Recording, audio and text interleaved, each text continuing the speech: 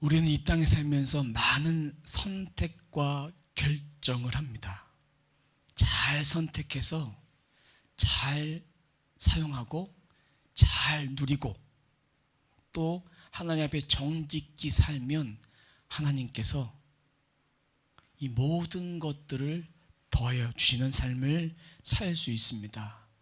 우리가 가장 먼저 선택해야 될 거 첫 번째, 하나님이에요. 하나님보다 다른 것을 먼저 선택하면 안 됩니다. 우리가 그것을 너무나 잘 아는데 삶 속에서는 입술은 고백하지만 하나님보다 다른 것에 우선순위 두고 살 때가 너무나 많습니다. 은혜는 입는 거예요. 받는 거예요. 누리는 거예요. 이용하는 것이 아니에요. 은혜는 하나님 명령하신 일에 절대적으로 순종하며 살아가면 하나님께서 우리들에게 우리가 생각할 수 없는 것까지도 하나님 우리를 책임져 주시고 우리에게 공급해 주신다는 것입니다. 만약에 우리에게 지금 바라봤을 때 손해가 될 것 같은 일이 있습니다. 하나님은 그것을 선택하라고 우리에게 감동을 주신다면, 인간의 본성대로 선택하면 그 선택을 할 수가 없습니다. 하나님은 그 선택을 하라고 명하실 때 그때 우리는 그 선택을 해야 합니다. 하나님이 책임져 주시기 때문에 오늘 말씀이 인간의 편에서는 비상식적인 행동이에요. 첫째 날부터 여섯째 날까지는 한 바퀴씩 돌고 일곱째 날 7바퀴 돌아라. 그리고 마지막에 내가 외치라 할 때 외쳐라. 이게 다예요. 우리의 염려 접어두고 하나님이 행하라고 하신 그것을 하기까지가 어렵지. 하나님이 그것을 행했을 때 설령 손해가 있다면 하나님이 그 손해를 우리들에게 더 큰 은혜로 채워주신다는 것입니다. 선하게 갚아주신 것이 무엇일까? 먼저 그것을 생각하지 마시고 하나님이 비상식적인 행동을 시키셔도 우리는 그것에 할 수 있는 믿음이 있어야 합니다. 오늘 새 예배당 첫 예배 입당 예배를 준비하면서 주신 말씀이 여호수아 6장 말씀이에요. 여리고성 무너뜨렸을 때 방법은 하나님의 방법이에요. 여리고성에는 한 1000명에서 1500명가량 삽니다. 폭이 200m, 길이가 한 100m 정도 되는 그런 성입니다. 이 성이 무너뜨리기가 참으로 어려운 성입니다. 오늘 말씀 1절 말씀 보면 이스라엘 자손들로 말미암아 여리고는 굳게 닫혔고 출입한 자가 없더라. 무너질 수 없는 성이란 것이죠. 하나님의 힘이 필요하고 하나님의 능력이 필요합니다. 근데 하나님은 여호수아에게 하신 말씀이 있어요. 1장에서는 강하고 담대하라 말씀하셨고 오늘 말씀 2장 하반절 말씀 보면 이렇게 말씀하고 있습니다. 보라 내가 여리고와 그 왕과 용사들을 내 손에 넘겨주었으니 줬다는 거예요. 이 말씀을 다 붙잡고 사는 거예요. 주었으니까 하나님이 다 주시겠지 하고 기다리고 있으면 안 되죠. 우리는 하나님이 이것을 주신다고 약속하셨으니까 그냥 기다리고 있는 자가 있고 하나님의 말씀을 따라 하나님 제가 어떻게 하길 원하십니까? 이렇게 행동하는 자 두 가지 종류가 있습니다.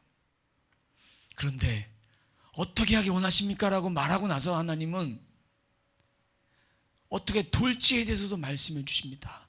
어떻게 이 성을 함락시킬 것에 대해서도 말씀해 주고 있는데 우리가 가끔씩 실수하는 것은 주신다고 말씀하셨으니까 내 방법대로 한번 해보자. 여러 가지 방법들 다 찾아봅니다. 근데 안 되는 거예요. 이 상황은 어떤 상황이냐면 하나님을 신뢰하지 못하면 이스라엘 백성들은 죽는 거예요. 하나님이 여리고성을 돌 때 지시한 것이 있어요. 침묵하라고, 소리 내지 말라고 그렇게 말씀해 주셨어요. 맨 앞에 군대가 나가요. 그 다음에 나팔을 부는 제사장, 그 다음에 언약궤를 맨 제사장, 그 다음에 일반 군인들이 가요. 만약에 돌 때에 앞에 군인이 나갔으니까, 무장한 군인이 나갔으니까 상식적으로 보면 앞에서 전쟁을 해라 이런 뜻으로 받아들일 수 있지만 하나님은 침묵하라고 했어요. 왜냐하면 소리 하나라도 내면 여리고에 거민들이 와서 덮칠 수도 있는 상황이에요. 이스라엘 백성의 사람들보다 여리고의 군사가 너무나도 뛰어난 실력을 갖고 있기 때문에 기준이 안 되는 거예요. 그들과 우리는 상대가 안 되는 거예요. 그래서 하나님의 방법으로 할 수밖에 없는 거예요. 이 시간 하나님을 믿지 못하면 이들은 여리고성 거민들에게 죽습니다. 하나님은 신뢰했어요. 100% 신뢰를 했어요. 그 믿음을 원하시는 것이고, 잠잠하라 할 땐 잠잠하고, 가라 할 때는 가고, 서라 할 때는 서고, 이 믿음이 하나님이 원하시는 그 믿음입니다. 제가 새 예배당을 놓고 기도하는 것 가운데 하나님께서 진행을 시키시다가 그런 기도를 쭉 하고 있는데 하나님께 저에게 하신 말씀이 있어요. 스톱해라, 멈춰라, 내려놔라. 이렇게 마음에 감동을 주실 때가 있었어요. 그때 저는 하나님께 이렇게 기도했습니다. 하나님이 하지 말라면 하지 않겠습니다. 멈췄어요. 저는 아무것도 없습니다. 하나님이 행하실 것을 믿습니다. 그리고 다 내려놨어요. 어느 날은 갑자기 조금만 더 기다려라. 내가 준비 다 되어 있다.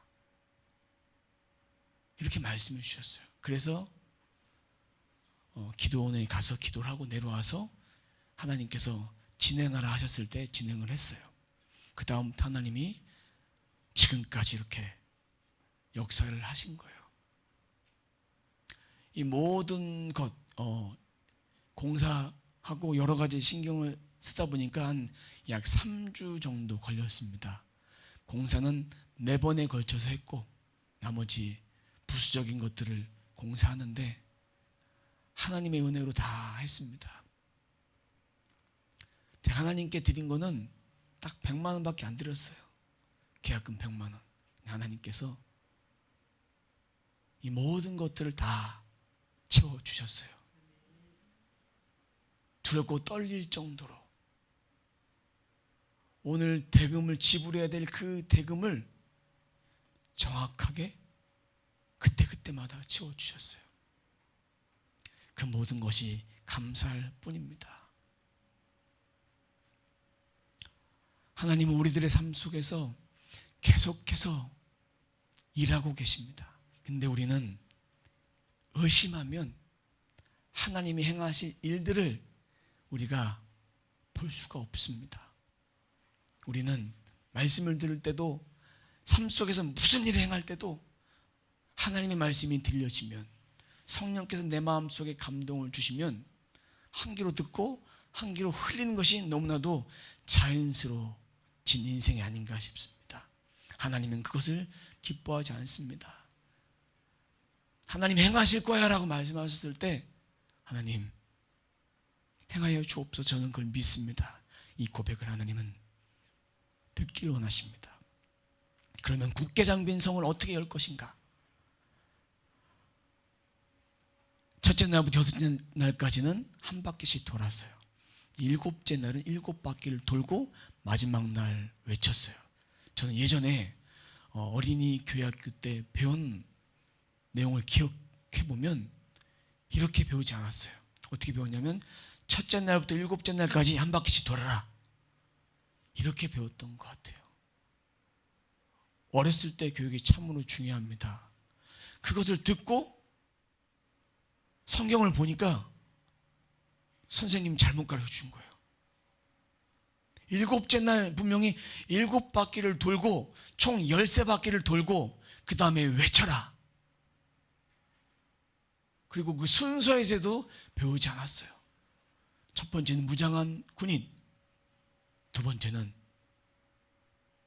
나팔을 부는 제사장, 세 번째는 언약궤를 들고, 네 번째는 비무장 군인. 그것이 8절과 9절 말씀인데 순서가 약간 바뀌어서 기록되어 있는데 한번 같이 읽어보도록 하겠습니다. 여호수아가 백성에게 이르기를 마침에 제사장 7은 양각 나팔 7을 잡고 여호와 앞에서 나아가며, 이게 8절에 있으니까 가장 앞에 있다라고 생각하지만 말씀을 더 읽어보도록 하겠습니다. 나팔을 불고 여호와의 언약궤는 그 뒤를 따르며, 9절입니다. 그 무장한 자들은 나팔 부는 제사장 앞에 행진하며, 결국은 무장한 군인이 앞에 있는 거예요. 후군은 교회 뒤를 따르고 제사장들은 나팔을 불며 행진하더라. 앞에는 무장한 군인, 뒤에는 무장하지 않은 군인, 가운데는 제사장. 이 순서입니다. 하나님이 돌라고 한 대로 이렇게 도는 거예요. 만약에 이스라엘 백성들이 돌면서 하나님이 행하지 않으시면 어떡하지? 이런 마음 먹었으면 안 되죠. 여리고성이 무너지든 안 무너지든 하나님이 하라는 대로 하면 여리고성 무너질까요? 무너지지 않을까요? 무너질 수밖에 없어요. 그것은 백성들이 걱정할 문제가 아니에요. 하나님께서 우리들의 기도응답 주신 거는 우리가 걱정할 문제가 아니에요. 하나님께 맡기면 돼요.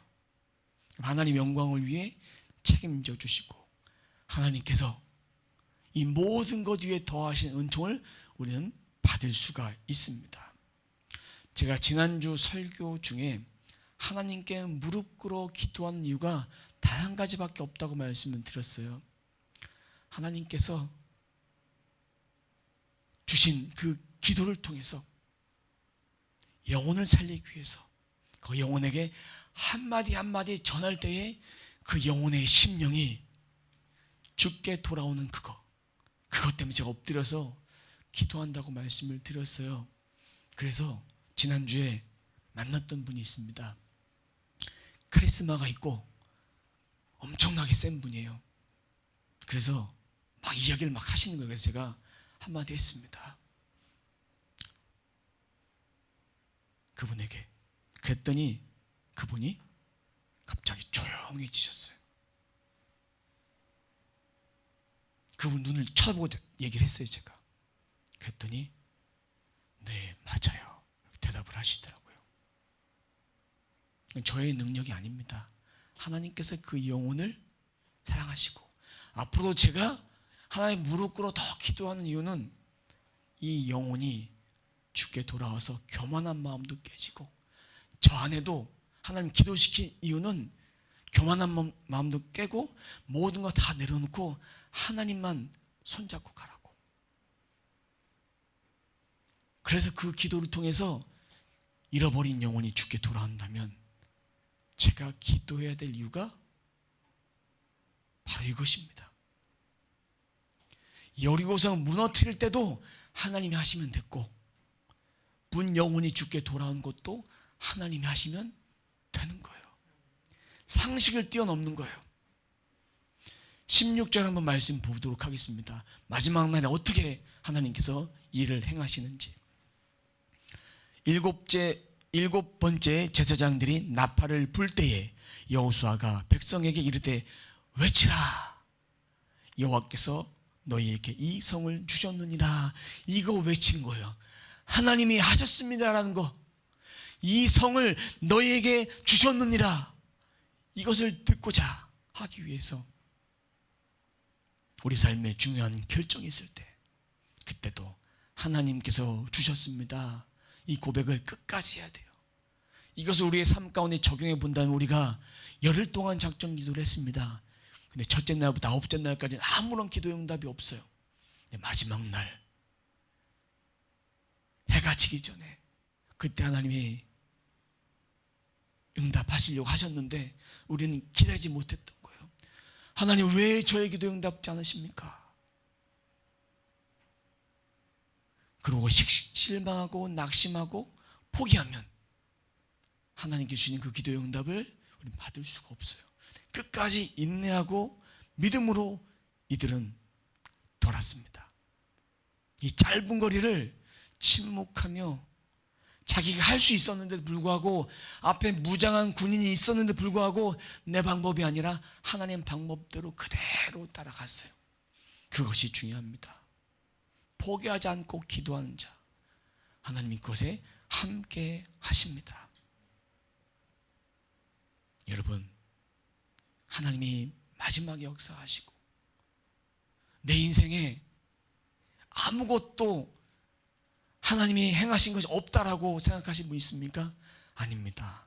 지금 우리가 이 자리에 있는 그 자체, 하나님을 알아가는 그 자체가 하나님이 우리를 붙들어 주셔서 우리가 하나님의 영광을 위해서 쓰임받을 수 있는 거룩한 백성이 된 것입니다. 우리의 삶이 여리고성을 돌듯이 하나님 앞에 시간을 정해서 기도하시고, 또한 무시로 내가 순간순간 삶의 현장 가운데 직장에 출근해서 또 길을 걸어가다가 사람을 만나다가 일을 하다가 모든 순간순간마다 무시로 기도해 보십시오. 그러면 하나님은 그 기도를 통해서 사람의 마음을 움직여 주시고 환경을 움직여 주시고 우리가 할 수 없는 것들을 하나님께서 그렇게 행하여 주십니다. 하나님은 우리의 고백을 받기 원하십니다. 단 한 가지, 하나님이 하셨습니다. 이 고백을 받기 원하십니다. 우리가 하나님 만나야 인생이 변하고 우리가 성령을 체험해야 하나님을 제대로 볼 수 있습니다. 그래야 내 삶이 변할 수 있어요. 어린아이, 청소년, 성인 모두가 다 하나님 말씀을 다 들어야 되는 거예요. 이 말씀은 어린이에게 꼭 필요한 말씀이야. 이 말씀은 10대들에게 꼭 필요한 말씀이야. 이 말씀은 내 남편에게, 내 아내에게 필요한 말씀이야. 각자에게 다 필요한 말씀이에요. 성경 말씀 베스트셀러, 평생토록 읽어도 읽을 때마다 하나님의 은혜가 다릅니다. 교과서처럼 한 번 읽으면 다 이해된다면 한 번 보고 말지 왜 계속해서 말씀을 보라고 그 말씀을 예배할까요? 이 말씀이 내 인생을 변화시킬 수 있기 때문입니다. 사랑하는 성도 여러분, 우리는 하나님을 의식하며 살아가야 합니다. 이미 하나님 방법대로 행하실 거 다 압니다. 하나님이 무엇을 말씀하신 줄 다 알아요. 하나님 이런 대답을 원하시는 것이 아니라, 그래도 무슨 일이 있다 할지라도 저는 하나님의 뜻대로 순종하겠습니다. 이것을 하나님 원하십니다. 하나님이 만약 우리들에게 지금 침묵하라 말씀하시면 침묵하는 거예요. 기다려라 말씀하시면 기다리고, 전진하라 말씀하시면 전진하고, 내 안에 하나님이 살아계신데 무엇이 두렵습니까? 말씀으로 성령으로 충만케 돼서 모든 현장 가운데 하나님이 부여하신 그 권세를 누리며 우리는 살 수 있어요. 왜 안 된다고 하십니까? 가능합니다. 제 과거의 삶을 말씀드렸죠. 이미 죽었을 몸인데 그런 자가 여기 서 있습니다. 여러분 인생 가운데 죽었을 몸인데 살려주셨는데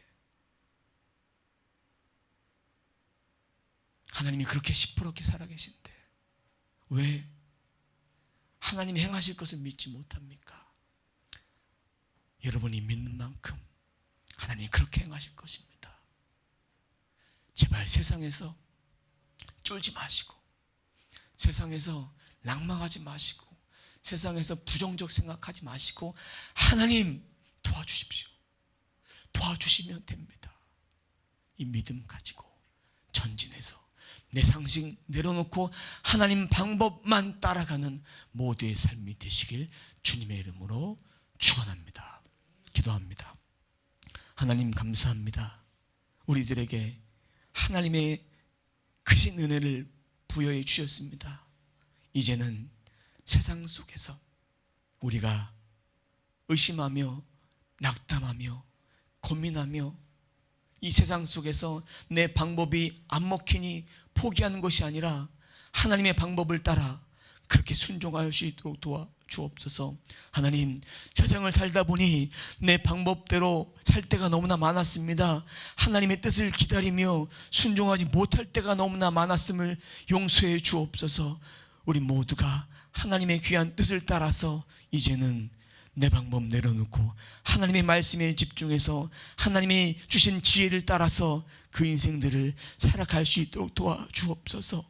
환경 탓하고 내가 가진 것 이것밖에 없는데란 아버지 앞에 그런 하소연할 것이 아니라 하나님, 제 인생에 하나님이 주인 되어 주셔서 하나님만이 그 길을 열어가실 수 있으니 그 길 위에 성령을 부어 주옵소서. 저는 그것을 믿고 따라가겠습니다. 이 고백을 우리 모두가 하게 하여 주옵소서. 감사드리며 예수님의 이름으로 기도드립니다. 아멘.